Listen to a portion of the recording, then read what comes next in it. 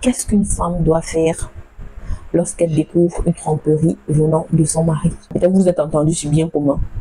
Et après, il arrive, il dit peut-être bien séparé. Là, vous êtes déjà fait accomplir, il y a devant le maire et tout.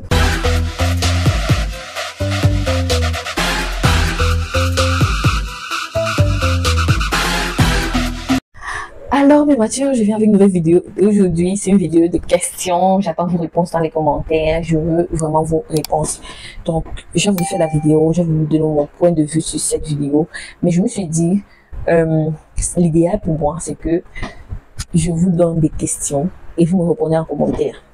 Donc, j'aimerais avoir déjà votre avis sur les questions.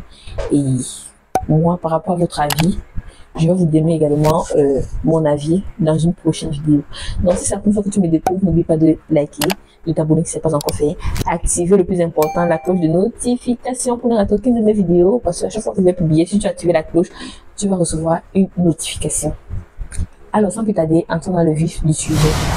Aujourd'hui, comme je dis, je vais vous donner quelques questions. Vous allez me donner des réponses en commentaire. Donc, n'oubliez pas de répondre en commentaire.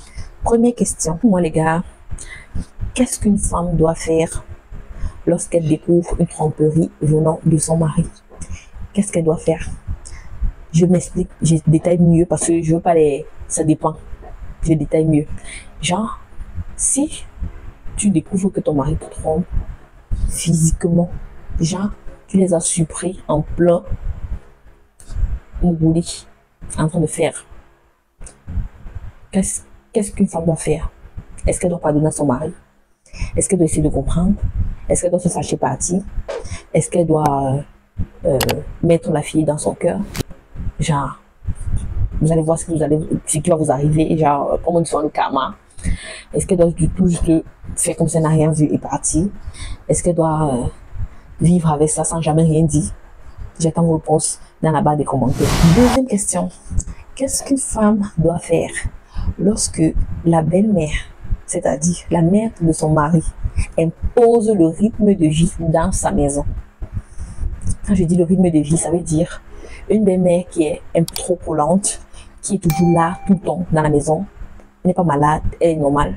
Elle a ses activités, mais à chaque fois, elle veut tout savoir ce qui se passe. Comment est-ce que tu me donnes à manger à son mari, à son fils? Comment tu fais ci? Comment tu laves les vêtements à son enfant? Comment est-ce qu'une femme doit gérer cette belle-mère? Parce que parfois, on a cette tendance-là à s'égarer et commencer à insulter la mère de son mari.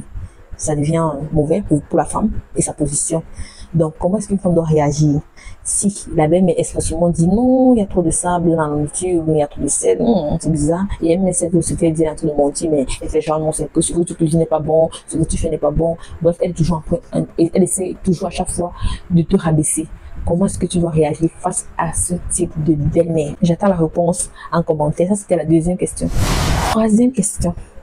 Que faut-il faire si, avant le mariage, vous êtes parti voir la mère et que votre mari a décidé de signer le régime monogamie avec vous, vous êtes content, vous êtes d'accord sur ce point, mais qu'après, lorsque vous arrivez devant le maire, avec les invités, la famille et tout, les deux parties, et puis vous sonnez carte comme quoi, j'ai bien réfléchi, je décide qu'on doit signer le régime polygamie. Ou alors, que faut-il faire lorsque vous êtes avec votre mari et que vous êtes allé voir le maire, vous avez décidé les biens communs ou bien séparés, et que devant le maire, votre mari vous dit cash que je décide que on va signer bien commun ou alors bien séparé.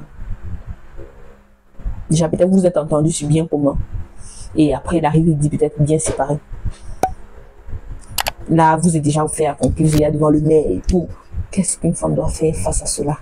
Est-ce que toi, la femme, tu dois accepter que non, ce que mon mari dit, je vais devoir accepter parce qu'il y a des invités, on a prévu la salle de mariage, on a pour organiser tout. Je ne peux rien annuler là maintenant. Qu'est-ce qu'elle doit faire? Est-ce que toi, une femme, tu conseilleras à une autre femme d'accepter parce qu'elle est déjà fait accompli? Ou alors tu vas conseiller cette femme de partir? Ou bien tu vas conseiller cette femme de laisser, mais c'est que derrière, après ça, elle va pas faire ce qu'elle a signé. Vous voyez un peu le genre, tu signes quelque chose, mais derrière, tu organises autre chose. Voilà.